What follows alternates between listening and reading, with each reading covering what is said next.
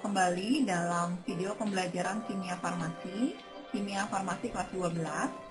Dalam buku paket kalian, buku kimia farmasi kelas 12 volume 1, halaman 1 itu ada bab tentang redox dan elektrokimia.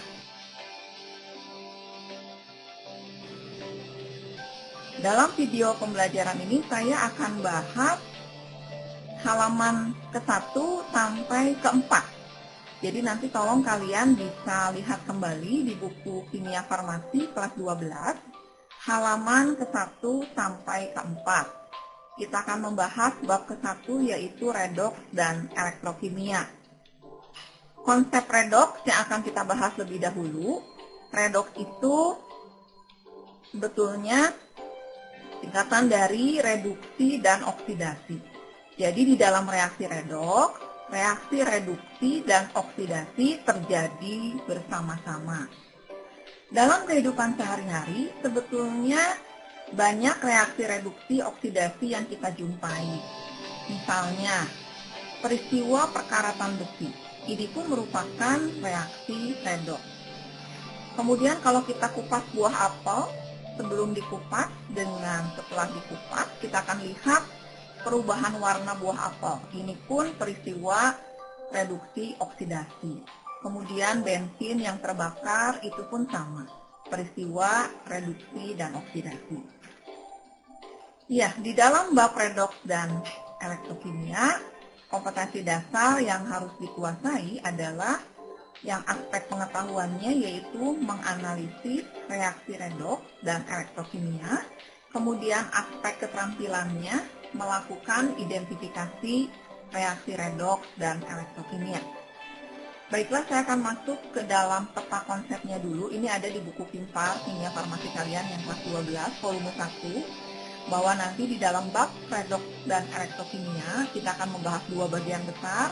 Bagian yang pertama adalah redox, kemudian bagian yang kedua adalah elektrokimia. Kemudian nanti di bagian redox akan kita bahas tentang konsep redox, kemudian bilangan oksidasi atau bilok, pengertian redox, penyetaraan reaksi redox dan aplikasinya. Kemudian nanti di elektrokimia akan dibahas tentang sel volta, sel elektrolisis. Dan memang materi redox dan elektrokimia ini merupakan bahasan yang cukup panjang, sehingga bisa sampai sekitar 20 jam pelajarannya kalau tatap muka. Ya, saya akan masuk ke dalam perkembangan konsep reduksi oksidasi. Jadi ada 3 konsep perkembangan dari reduksi dan oksidasi. Yang pertama adalah reaksi oksidasi dan reduksi itu sebagai pengikatan dan pelepasan oksigen. Yang kedua, oksidasi dan reduksi sebagai pelepasan dan penerimaan elektron. Yang ketiga, oksidasi reduksi sebagai pertambahan dan penurunan bilok. Saya akan masuk dulu ke dalam konsep yang pertama, yaitu oksidasi reduksi sebagai pengikatan dan pelepasan oksigen. Jadi menurut konsep ini, oksidasi itu adalah peristiwa pengikatan oksigen. Kita lihat contoh reaksi oksidasinya. Yang pertama, perkaratan besi. Besi itu rumus kimianya Fe ya. Berkarat, dia bereaksi dengan O2 dari udara, membentuk karat besi. Jadi karat besinya adalah Fe2O3. Kemudian contoh reaksi yang kedua, pembakaran gas alam, yaitu metana atau CH4. Gas metana terbakar bereaksi dengan O2, oksigen dari udara, membentuk gas CO2 dan uap air. Kemudian contoh reaksi oksidasi yang ketiga adalah oksidasi glukosa dalam tubuh. Glukosa adalah C6H12O6 bereaksi dengan O2, membentuk CO2 dan H2O. Nah, zat yang mengikat oksigen itu disebut reduktor. Jadi reduktor itu adalah zat yang mengikat oksigen dan reduktor itu mengalami reaksi oksidasi. Coba kita lihat reduktornya yang mana dari 3 reaksi yang tadi ya. Reaksi yang ke-1 perkaratan besi. Reduktor adalah zat yang mengikat oksigen. Yang mengikat oksigennya adalah di perkaratan besi adalah Fe. Dia mengikat oksigen membentuk Fe2O3. Kemudian di reaksi pembakaran gas alam yang mengikat oksigennya adalah CH4.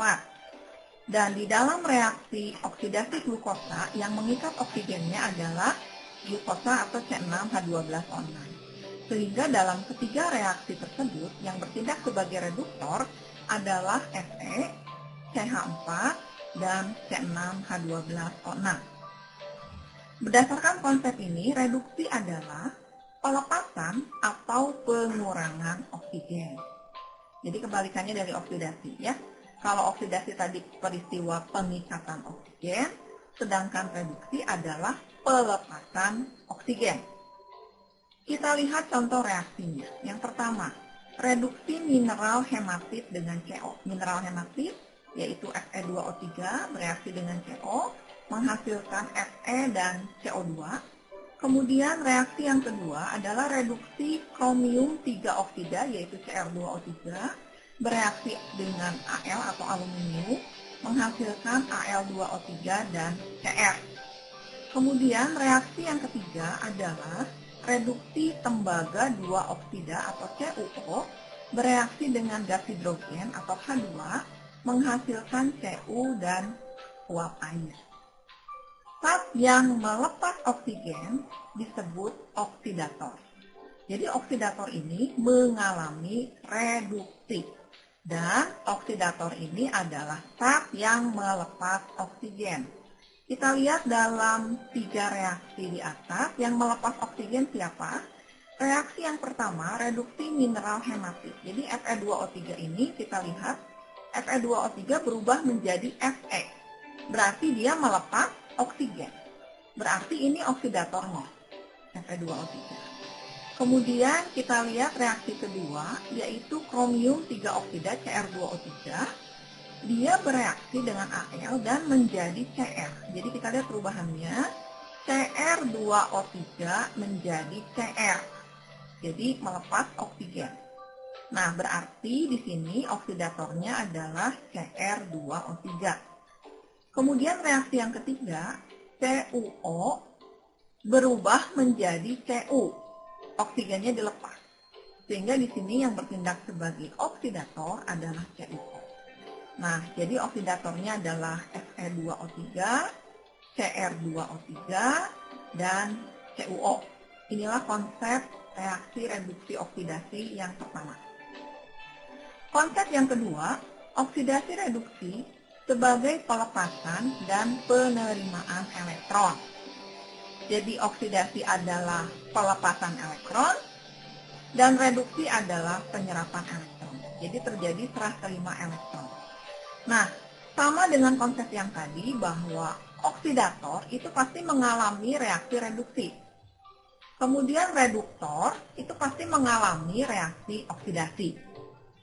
Contohnya nanti kita lihat di dalam reaksi natrium dengan klorin, itu ada di buku paket kalian. Kemudian reaksi kalsium dengan belerang. Saya tampilkan contoh yang reaksi natrium dengan klorin membentuk natrium klorida atau NaCl. Oksidasi tadi adalah pelepasan elektron. Jadi lihat Na berubah menjadi Na+ dengan melepas satu elektron. Jadi satu elektron itu muatannya -1 ya. Nah, dia melepas satu elektron. Elektron yang dilepas diterima oleh klorin atau Cl2. Cl2 menerima elektron yang dilepas Na menjadi Cl-. Hanya di sini Na melepasnya satu elektron, tetapi klorin Cl2 membutuhkannya 2 elektron. Sehingga nanti akan disetarakan jumlah elektronnya dan reaksi hasil akhirnya adalah seperti ini. 2Na ditambah Cl2 menjadi 2Na+ ditambah 2 Cl- dan akhirnya menjadi 2 NaCl. Ya, ini nanti akan dijelaskan lebih lanjut di dalam materi selanjutnya. Konsep yang ketiga, oksidasi reduksi sebagai pertambahan dan penurunan bilangan oksidasi. Bilangan oksidasi adalah bilangan oksidasi atau bilok ya.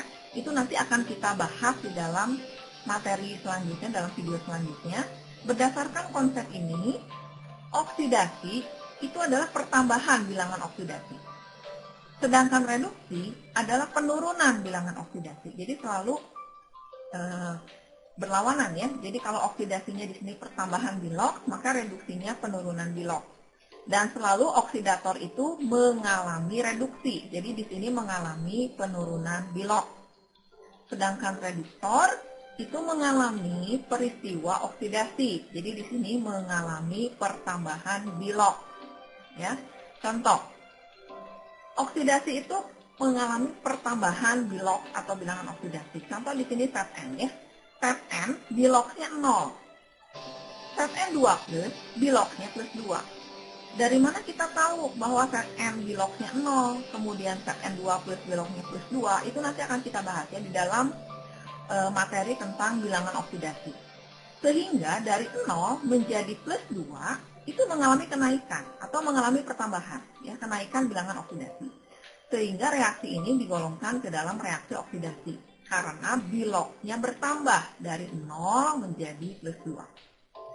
Kemudian contoh berikutnya adalah tentang reaksi reduksi, yaitu mengalami penurunan bilok. Reaksinya kita lihat, Cu2+, ini biloknya plus 2. Berubah menjadi Cu. Cu biloknya 0. Dari plus 2 menjadi 0 itu turun bilangan oksidasinya ya. Sehingga reaksi ini disebut reaksi reduksi karena mengalami penurunan bilangan oksidasi. Dari mana tahunya Cu2 plus itu biloknya plus 2? Atau Cu ini biloknya 0? Nanti akan kita bahas dalam video selanjutnya. Ya, itulah 3 konsep tentang reaksi reduksi oksidasi yang mengawali dari bab redoks dan elektrokimia. Sekian dulu video pembelajaran kali ini. Nanti untuk selanjutnya saya akan bahas tentang materi bilangan oksidasi. Terima kasih atas perhatiannya.